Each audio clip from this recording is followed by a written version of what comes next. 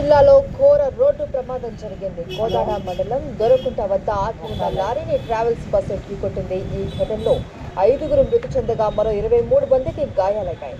క్షతగాత్రులను చికిత్స నిమిత్త ఆసుపత్రికి తరలించారు. ఘటనా స్థలంలో సహాయక చర్యలు ఇంకా కొనసాగుతున్నాయి.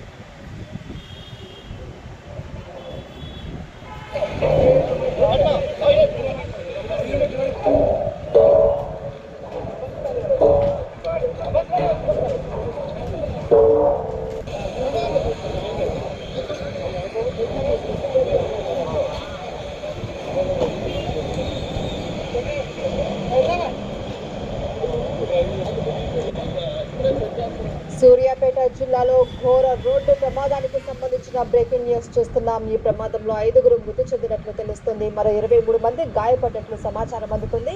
మరిన్ని డీటెయిల్స్ మా ప్రతినిధి అశోక్ అందిస్తారు.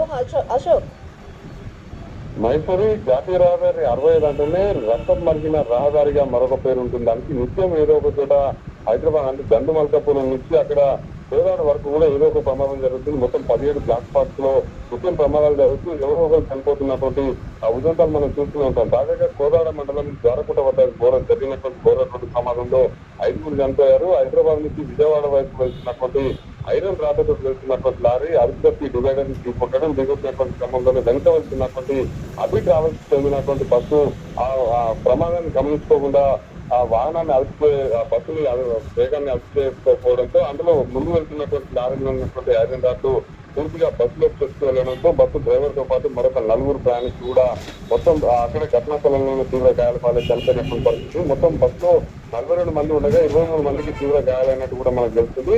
హుటాహుటిన హైవేకి సంబంధించినటువంటి 1033 సిబ్బందితో పాటు అటు కోదాడకు సంబంధించినటువంటి పోలీసులు, ఫైర్ సిబ్బంది కూడా